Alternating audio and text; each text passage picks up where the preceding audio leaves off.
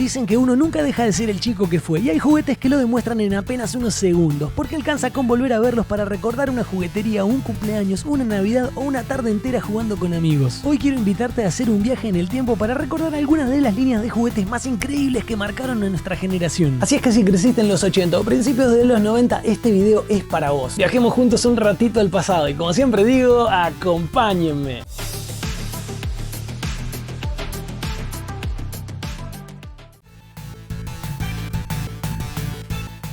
Después del enorme éxito de Thundercats, en 1986 sus creadores volvieron a intentarlo con una nueva serie animada, pero esta vez cambiaron la fantasía por la ciencia ficción y nos presentaron a los inolvidables Halcones Galácticos, un grupo de héroes mitad humanos, mitad máquinas que luchaban contra Monstrón y su banda criminal en los confines del espacio. La serie tuvo solamente 65 episodios, pero fue suficiente para conquistar a toda una generación, y como era de esperarse, no tardó en llegar a su línea de juguetes. Lo curioso es que, a diferencia de Thundercats, LJN decidió no fabricar estas figuras. Entonces apareció Kenner, que tomó el proyecto y lanzó la colección en 1987. Y si alguna vez viste uno de los juguetes en una juguetería, seguramente hay algo que nunca olvidaste: ese increíble acabado metálico brillante. Bajo la luz parecía que las figuras realmente estuvieran hechas de acero. Era imposible pasar caminando frente a un blister sin detenerse unos segundos a mirarlos. Entre los personajes más recordados tenemos a Rayo de Plata, el Capitán Telescopio, Vaquero, Acerino, Acerina, mientras que del lado de los malos sobresalían Monstrón, Molecular, Bucéfalo. ¡Qué cosa linda! Además, cada figura incluía su propia ave compañera, un detalle que hacía que cada personaje se sintiera todavía más especial. Kenner también lanzó vehículos como la nave Spectro y Destructor, hoy día piezas muy buscadas por coleccionistas. Lamentablemente la serie fue cancelada muy rápido y sin nuevos episodios que mantuvieran viva la franquicia, las ventas comenzaron a caer. En una época dominada por las Tortugas Ninja, Transformers, G.I. Joe y los Cazafantasmas, los Halcones Galácticos simplemente tuvieron la mala suerte de llegar en el momento equivocado, al menos eso creo yo. O tal vez fue la ausencia de una serie animada que continúe alimentando a la línea de juguetes. Pero bueno, en fin, la línea terminó apenas un año después, en 1988, y según entiendo, varios juguetes que ya estaban diseñados nunca llegaron a las jugueterías. Pero ¿sabes qué? Tal vez esa sea justamente una de las razones por las que hoy la recordamos con tanto cariño, porque a veces los juguetes que menos duraron fueron los que más alimentaron nuestra imaginación, y cada vez que vuelvo a ver una figura de los Halcones Galácticos con ese brillo metálico tan característico, por un instante vuelvo a sentir que estoy parado frente a la vidriera de una juguetería soñando con llevármelo a casa.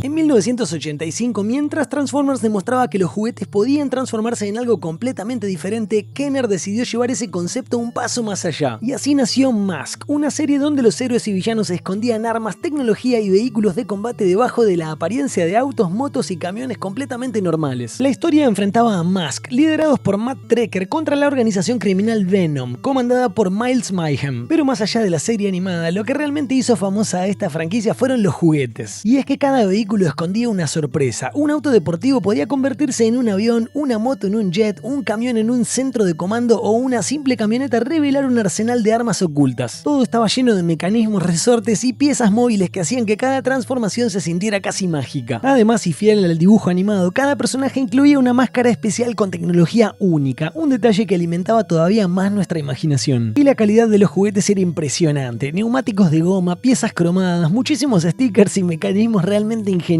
Eran juguetes pensados para jugar durante horas. Entre los vehículos más recordados estaban el inolvidable Thunderhawk, probablemente el icono de toda la colección, Rhino, que para mí sigue siendo uno de los mejores camiones de juguete jamás fabricados, Condor, Switchblade, Boulder Hill y tantos otros que hicieron de esa línea una de las más completas de los años 80. Con el paso del tiempo aparecieron nuevas colecciones todavía más ambiciosas, como los Split Seconds, donde un mismo vehículo se dividía en dos completamente independientes. Pero lamentablemente el interés comenzó a disminuir y la línea terminó desapareciendo a finales de los 80. Sin embargo, hay algo que Mask consiguió como pocas franquicias. Cada vez que vuelvo a ver uno de esos vehículos, automáticamente me dan ganas de volver a descubrir todos los mecanismos que escondían, porque el verdadero juego no era solamente tener el vehículo, era ir desplegando uno por uno todos esos secretos ocultos que aparecían por todos lados. Y creo que esa sensación es la que hace que, casi 40 años después, Mask siga ocupando un lugar tan especial en el corazón de quienes crecieron en esa época.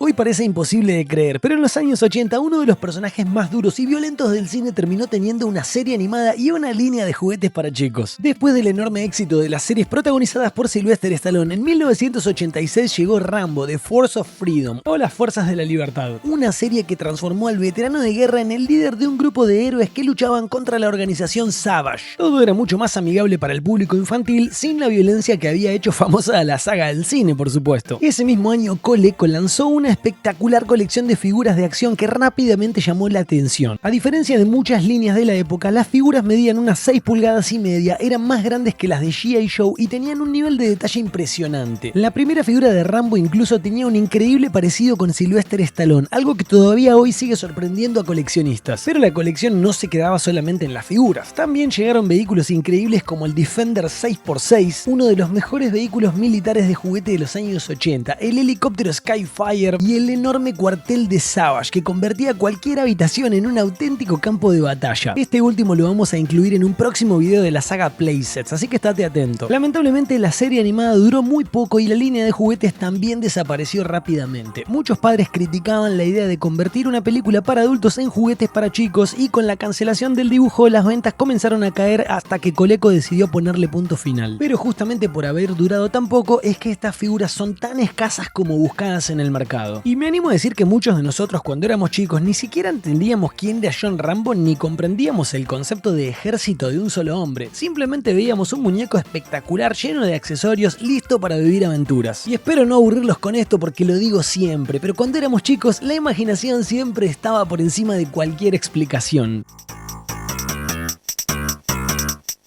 En 1986 llegó una de las ideas más originales de toda la década, bueno, eso creo yo. Mientras otros juguetes nos invitaban a controlar robots o vehículos, los centuriones nos proponían algo completamente diferente: convertirnos nosotros mismos en la máquina de combate. Creada por Kenner junto a la productora Ruby Spears, la serie nos presentaba a Max Ray, Jack Rockwell y Ace McCloud, 3 héroes capaces de acoplar enormes sistemas de armas directamente sobre sus trajes de combate. Su lema lo decía todo: hombre y máquina, poder supremo. Y justamente esa idea fue la que hizo tan especial a la línea de juguetes. Las figuras eran mucho más grandes que la mayoría de los muñecos de la época y estaban llenas de puntos de conexión donde podíamos colocar cañones, alas, lanzamisiles, propulsores y todo tipo de accesorios. Cada combinación abría nuevas posibilidades. Del otro lado estaban los inolvidables Doctor Terror y Hacker, dos villanos que también incorporaban piezas mecánicas y completaban una colección que destacaba por su enorme calidad y por una cantidad impresionante de accesorios. Creo que también por esto los Centuriones son una saga muy querida y muy recordada. Y es que creo que no solamente jugabas con una figura, también podías imaginar cuál era la mejor combinación de armas para cada misión. Y digo creo porque no tuve ninguno sino hasta mis 40 años, pero bueno, me imaginaba esas cosas en ese momento. Aunque la serie tuvo una vida relativamente corta, dejó una marca enorme en quienes crecimos durante esa época. Incluso hoy esas figuras siguen siendo muy buscadas por coleccionistas, especialmente cuando todavía conservan todos sus accesorios, cosa bien difícil de encontrar hoy día. Como dije, yo nunca tuve un Centurión cuando era chico, pero cada vez que veía una de esas enormes cajas me quedaba imaginando cómo sería conectar todas esas armas y armar algo nuevo y también gritar poder supremo. En 1984, Kenner tomó una decisión que cambiaría para siempre la historia de los juguetes de superhéroes. Después del enorme éxito que había tenido Star Wars, la compañía unió fuerzas con DC Comics para crear una colección que permitiera llevar a los héroes más famosos del mundo del cómic directamente a nuestras manos. Y así nacía la inolvidable línea de los Superpowers o los Superamigos. Por primera vez podíamos encontrar en una misma colección a Superman, Batman, Wonder Woman, Flash, Aquaman, Linterna Verde y muchos otros héroes, junto a villanos como Lex Luthor, el Guasón, Brainiac y el impresionante Darkseid. Para cualquier fanático de DC, eso era un verdadero sueño hecho realidad. Pero estas figuras tenían algo que las hacía todavía más especiales. Cada una escondía acciones de movimiento al apretarle las piernas o los brazos. Batman pegaba con los dos brazos, el Guasón te daba martillazos, Aquaman simulaba nadar y otros personajes tenían mecanismos únicos que hacían que jugar con ellos fuera muchísimo más divertido. La colección también incluía vehículos inolvidables como el Batimóvil, el Supermóvil y hasta el impresionante impresionante Salón de la Justicia, uno de los playsets más recordados de toda la línea. Además, las primeras series incluían pequeños cómics exclusivos que ampliaban las aventuras de los personajes y hacían que cada figura se sintiera todavía más especial y única. Aunque la colección solamente tuvo 3 series antes de llegar a su fin, dejó una huella enorme en toda una generación y todavía hoy sigue siendo una de las líneas de juguetes de superhéroes más queridas. Yo creo que lo que hacía realmente especial a los Superpowers era algo muy simple. No importaba si en los dibujos animados o en los cómics esos personajes nunca se cruzaban de esa manera. Cuando cerrábamos la puerta de nuestra habitación, Batman podía pelear junto a Superman, Flash podía correr al lado de Aquaman y todos terminaban enfrentándose a Darkseid. Porque en aquellos años las mejores historias no estaban en la televisión, amigos, las inventábamos nosotros cada vez que empezábamos a jugar.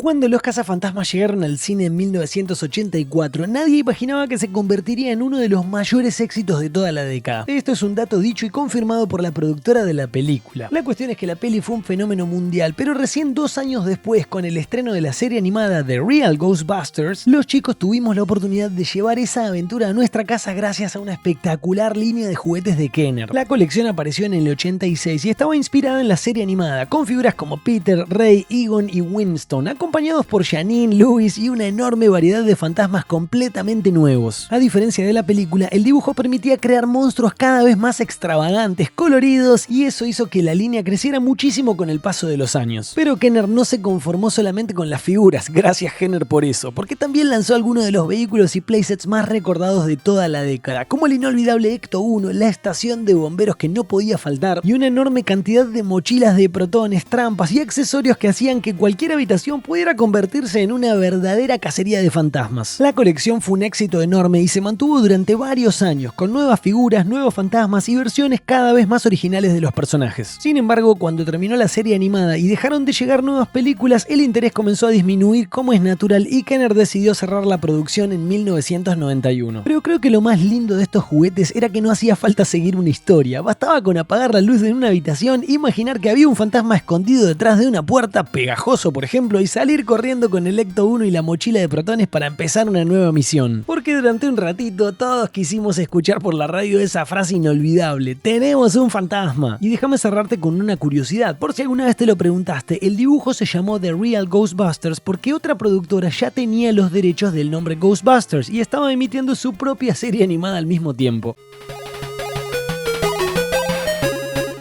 A comienzos de los 90 apareció una de las líneas de juguetes más originales y alocados de toda la década. ¿Quién hubiera imaginado que unos simples muñecos inspirados en los dummies utilizados para las pruebas de choque terminarían convirtiéndose en un éxito entre los chicos? Todo comenzó con unas populares campañas de seguridad vial que promovían el uso de cinturón de seguridad. Sus protagonistas eran Vince y Larry, dos simpáticos muñecos de pruebas de choque que rápidamente se hicieron muy conocidos en la televisión. Viendo ese éxito, Taiko tuvo una idea tan extraña como brillante: convertirlos en una línea de juguetes, por supuesto. Y así nacieron los inolvidables Crash Dummies. Lo más divertido era que estos muñecos estaban diseñados para hacer exactamente aquello que ningún otro tipo de juguete permitía: romperse. Cada choque hacía que salieran despedidos los brazos, las piernas o la cabeza, y después simplemente había que volver a ensamblarlos para seguir jugando. La colección fue creciendo con nuevos personajes, vehículos, motos, playsets y una familia completa de dummies. Y cuando digo una familia, me refiero a una familia completa. Qué bizarro se ve esto en los tiempos de hoy día. Sin embargo, la línea también generó bastante polémica. Algunos padres pensaban que estos juguetes podían incentivar los accidentes de tránsito o glorificar los choques, y esa controversia, sumada al paso del tiempo, hizo que Taiko dejara de fabricar apenas un par de años después. Solo puedo imaginarme la sensación, porque en cualquier otro juguete que se desprendiera un brazo, una pierna, una cabeza era una tragedia, pero con los Crash Dummies era justamente el objetivo del juego. Cuanto más espectacular el choque, más divertido. Y después venía la mejor parte: volver a armarlo para hacerlo chocar otra vez. Y si hubo una línea de juguete que desafió por completo las reglas de los años 80, esos fueron los Mad Balls. Mientras la mayoría de las empresas buscaban crear héroes, robots o vehículos espectaculares, alguien tuvo una idea completamente distinta: fabricar las pelotas más asquerosas, grotescas y divertidas que un chico pudiera imaginar. Lanzadas originalmente por Amtoy en 1986, las Mad Balls no tenían mecanismos, no disparaban proyectiles y tampoco se transformaban. Su única misión era llamar la atención con diseños exageradamente llenos de cicatrices cicatrices, gusanos, dientes podridos, ojos salidos, heridas, costuras y todo tipo de detalles que increíblemente a los chicos nos encantaban. Cada una tenía su propia personalidad. Globulus, Skullface, Hornhead, Oculus Orbus, Bash Brain y muchos otros personajes parecían sacados de una película de terror, pero convertidos en juguetes. Eran tan diferentes a todo lo que había en las jugueterías que era imposible no detenerse a mirarlos. El éxito fue tan grande que la línea no tardó en expandirse con dibujos animados, figuritas, videojuegos y todo tipo de productos. Pero como era de esperarse, también despertó muchas críticas. Para muchos padres eran juguetes demasiado desagradables y además había otro pequeño problema. Nosotros no los usábamos solamente para exhibirlos, también nos la pasábamos lanzándolos por la casa. Con el paso del tiempo la fiebre fue desapareciendo y la línea terminó llegando a su fin, como ocurre con todo. Sin embargo, las Mad Balls nunca dejaron de ser un símbolo de aquella época en la que los juguetes se animaban a hacer cosas completamente diferentes. Y creo que esa era justamente lo que más me gustaba. No había ninguna explicación lógica para querer una pelota llena de gusanos, cicatrices o un ojo colgando. Simplemente era imposible verla y no querer tenerla. Qué increíble época nos tocó vivir, ¿no es cierto? Todas estas líneas tenían algo diferente, pero también compartían lo mismo. Nos hacían imaginar, crear historias y pasar horas jugando sin la necesidad de una pantalla, cosa que creo que necesitan muchos nenes de hoy. Y lo más lindo es que aunque hayan pasado varias décadas, en mi caso tengo 41 años, me alcanza con volver a ver una de estas figuras o agarrarla para que todos esos recuerdos aparezcan otra vez. No sé si a ustedes les pasa lo mismo y son tan nostálgicos como yo o si yo soy un tipo muy loco. Obviamente quedaron muchísimas líneas hacia afuera y me encantaría hacer una segunda parte. Así que contame aquí abajo en los comentarios cuál era esa colección que no podía faltar en este video. Así lo agregamos en una próxima entrega. Definitivamente voy a estar leyendo todos los comentarios como hago siempre. Y amigos, si disfrutaste este ratito de viaje al pasado, no te olvides de darle like, de suscribirte, de invitar gente para que esta comunidad siga creciendo, que al final del día esto lo hacemos entre todos, porque todavía nos quedan muchísimas líneas de juguetes, vehículos y playsets para seguir recordando. Nuevamente gracias por mirar, mi nombre es Damián, esto es El Cajón Retro y nos vemos la próxima.